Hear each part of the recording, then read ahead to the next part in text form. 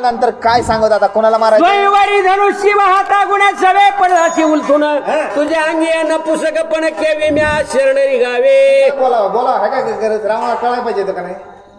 अरे स्वयंवरामध्ये धनुष्य उचल नाही काळ तोंड केलं पडलाच उलटून आणि आता सांगतो प्रभू रामचंद्राला मार लक्ष्मणा मार सगळं राजाला मार आणि केसकिंदा तुझ्या स्वाधीन करेल.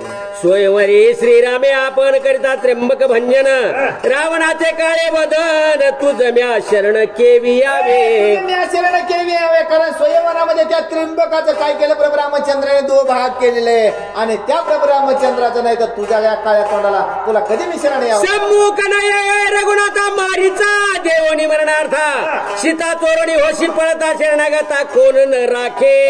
अंगद काय सांगलं स्वतः समोर प्रभू रामचंद्राकडे आला ना कारण मारीच्याला पाठवलं आणि मारीच्याच्या मागाला भगवंताला पाठवलं आणि सीता चोरून घेऊन आला आणि तुला शरण काय न पुसक ही नदी न रावण त्या तुझं मी केवी गावे शरण उलट्या हानीतात सडकण धाकेची प्राण सांडीशी.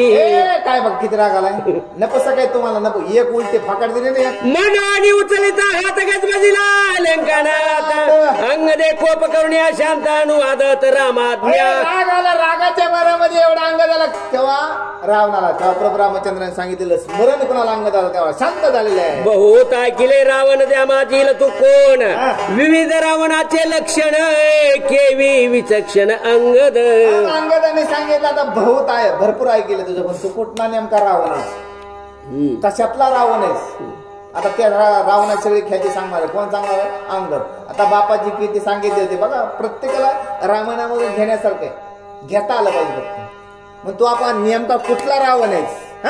एका रावणाची त्वरी सहस्राची युद्ध करी तेने कवळणे आवाम करी क्षण माझारी धरीला. एका रावणाची ख्याती करायची सहस्त्रार्जुनावर पण डाव्या हाताने म्हणजे एकाच बगल्यामध्ये त्याची ख्याती दाखवलेली. सहस्त्रार्जुन कृपावंत रावण हे निंदिना शक्य नगरोद्वंदे संरक्षित कारागृहात न घालीच.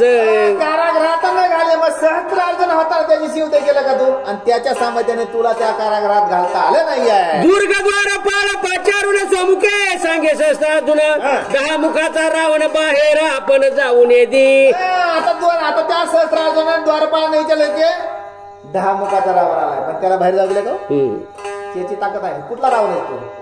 आपला तसं नसतो कुठला कधी आला तसं अंगद रावणाला विचारलं तू मला छळण होती केव्हा प्रभू रामचंद्र कपटी केव्हा हे सांगू लागला मग तू कुठला रावण आहे? नगर दुर्गोद्वंदन पायी श्रंखला बंधन या परी राखोनी रावण वाहवी जीवन रेवेचे.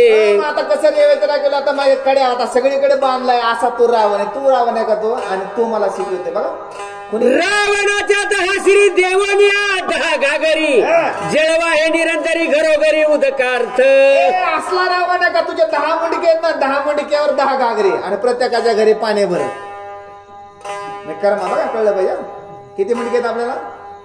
आपण 10 तोंड एक तोंड 10 तोंडा शब्द बोलतो तशीच आवाज आहे. मग प्रत्येकाच्या घरी पाणी भरतो का? तो रावण आहे का तो?